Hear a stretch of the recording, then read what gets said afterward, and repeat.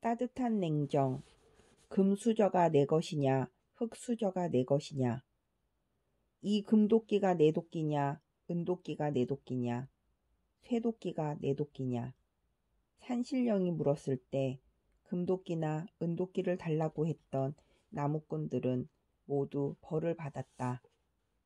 그러나 산신령이 지금 세상에 나타나 청춘들에게 이 금수저가 내 수저냐, 흙수저가 내 수저냐 이렇게 물었다가는 뺨부터 맞을지도 모른다. 시대가 그렇다. 세계 어디든 아프지 않은 청춘이 있겠냐마는 근래 유독 이 땅의 청춘들이 아픔을 호소하는 데는 나름의 이유가 있다. 그 배경으로 설명되는 것 가운데 하나가 바로 수저 이야기다. 이른바 금수저, 흙수저로 대변되는 신분 양극화와 기회 불균등의 문제 말이다. 빈부격차란 사실 인류가 재화거래를 시작한 이래 숙명처럼 떠안고 왔던 필요악이다. 다만 요즘 들어 부쩍 그에 대한 자각과 문제의식이 고조되는 것은 부의 편중 현상이 너무 심해졌기 때문이다. 그것은 일단 우리만의 문제는 아니고 범세계적인 추세로 봐야 한다. 상위 1% 부자들이 중하위 몇십 퍼센트의 재산을 다 합친 것만큼 많은 부를 소유했다는 이야기는 새로울 것도 없다. 프란치스코 교황도 2019년 2월 유엔 식량농업기구를 방문한 자리에서 이 문제를 공식적으로 언급한 바 있다. 소수가 너무 많은 것을 소유했고 다수는 너무 적게 갖고 있습니다. 많은 사람이 식량이 모자라 고통을 겪고 있는데 소수는 남아도는 식량에 묻혀 익사할 지경입니다. 프란치스코 교황은 소수에게 부가 집중되는 불평등 문제가 미래 인류에게 재앙이 될 거라고 경고했다. 이미 문제가 심각하긴 하지만 점점 더 격차가 벌어지고 있으니 이 추세대로 가다간 경고가 현실이 될 날도 머지않았다. 가장 무서운 것은 계층 갈등의 불씨다. 상위 극소수에 속하지 못한 절대 다수의 열패감과 반감이 나날이 커지고 있다. 감정의 골이 깊어지는 만큼 사회에도 간극이 발생한다. 분열 사회로 간다는 이야기다. 금수저, 흙수저라는 용어의 등장은 그 전조 증상이다. 태어날 때부터 다른 출발선에 대해 저항의식이 본격적으로 싹트기 시작하였다는 뜻이다. 자유주의, 자본주의 사회에서 부유층에 대한 맹목적인 증오는 위험하다. 가진 사람이 더 쓰고 더 누리는 것을 비난해서는 안 된다.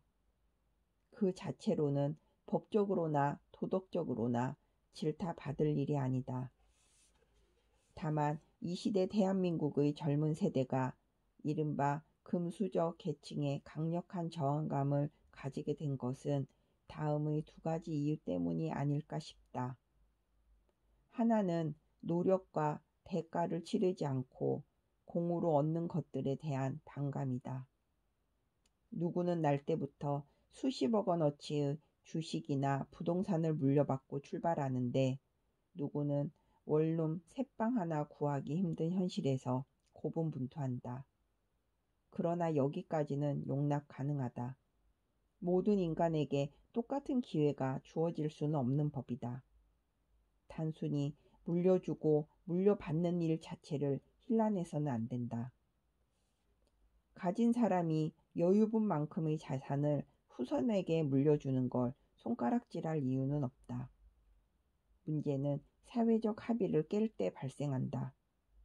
물려받음에 대해 정당한 대가를 치르도록 법과 제도가 정비되어 있는데 그걸 따르지 않고 회피할 때 문제가 생긴다. 공으로 얻는다는 건 바로 그런 것을 말한다. 주식이든 부동산이든 세금을 내고 투명하게 물려받다 보유하는 건 아무 문제가 아니다. 그런데 온갖 편법과 불법으로 증여세, 상속세를 회피하는 일이 너무 많다는데 갈등의 불씨가 있다. 이미 수많은 뉴스와 신문기사를 통해 일상화되다시피 한 일이다. 매년 반복되는 국세청의 탈세 발표나 재벌 승계 비리 따위는 더 이상 메인 뉴스감도 안 된다. 너무 많이 등장해서 뻔한 이야기가 되었다. 그러나 그 뻔한 이야기들이 쌓이고 쌓여 강력한 저항감을 싹트게 한다. 법만큼 꼬박꼬박 세금을 내는 평범한 노동자들에게 부유층의 천문학적인 탈세는 필연적으로 저항의식을 부른다. 물려받는 일에 노력이 없었던 것까지는 봐줄 수 있어도 응당한 대가마저 치르지 않는다면 그건 용인이 어렵다. 또 하나는 노블레스 오블리주의 부재다. 사회적 혜택을 누리는 지도층이 응당 보여야 할 모범을 보이지 않고 오히려 논란과 물의를 일으키는 것을 말한다. 가진 자산이나 지위, 능력 등을 오로지 사익을 위해서만 쓰고 사회에는 일절 환원하지 않는 것도 같은 범주에 들어간다. 최근 몇 년간 뜨거운 이슈였던 항공사 일가들의 갑질과 탈법 논란은 그 정점을 찍은 사건이다. 국민들의 분노가 그토록 강력하게 폭발한 것은 노블레스 오블리주의 부재에 대한 탄식이기도 했다. 더 이상 우리 사회 상류층에게 일말의 기대감도 품지 않겠다는 격앙된 선언이었을 수도 있다. 어쩌다 보니 한국 사회에서 경제 상류층은 그런 존재가 되어버렸다. 특권의식과 갑질이 몸에 배어 낮은 곳을 살필 줄 모른다는 그런 이미지 말이다. 그러나 상류층이라고 응당 그래야 하는 사람들이 아니다. 지위가 높고 가진 것이 많다고 해서 존경받지 말란 법이라도 있겠는가? 노블레스 오블리주를 자연스러운 순리대로 실천한 사람들도 얼마든지 찾을 수 있다. 수많은 여론조사에서 한국인이 가장 존경하는 기업인으로 꼽힌 유한양행의 창업자 유일한 박사가 대표적인 인물이다. 기업의 사회환원이라는 개념 자체가 생소하던 시절부터 선구적으로 행동에 나섰던 그는 다음과 같은 어록을 남겼다. 기업의 소유주는 사회다. 단지 그 관리를 개인이 할 뿐이다. 기업에서 얻은 이익은 그 기업을 키워준 사회에 환원하여야 한다. 기업의 기능이 단순히 돈을 버는 데에만 머문다면 수전노와 다를 바가 없다. 모범 사례가 엄연히 존재하기 때문에 그 반대편에 걸려있는 일그러진 상류층 초상에는 더 많은 돌팔매질이 날아드는 것일지도 모르겠다. 금수저, 흑수저론을 기회 불균등의 문제로 정의하자면 이는 비단 청년들만의 사안은 아니다.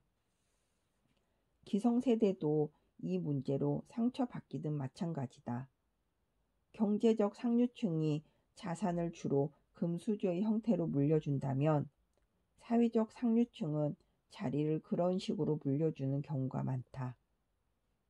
그 대상은 혈적을 넘어 사회인맥 전반으로 확대된다. 이른바 무슨 피아, 관피아, 모피아, 세피아 등으로 대변되는 권력과 지위의 카르텔이 그것이다. 기득권층에 팽배한 제 식구 챙기기와 요직의 돌림 현상을 통칭할 수도 있겠다. 그들을 위한 밥상은 따로 차려지고 그 위에 금수저가 놓인다. 혈연, 학연, 지연 같은 것들이 반찬으로 오른다. 일단 한번 그 밥상머리에 앉으면 나중에 다른 밥상으로 옮기더라도 금수저는 승계될 가능성이 높다. 그들만의 리그라는 표현이 그래서 등장했다. 세간을 떠들썩하게 했던 공정위 재취업 비리 같은 것들이 그런 식으로 불거졌다.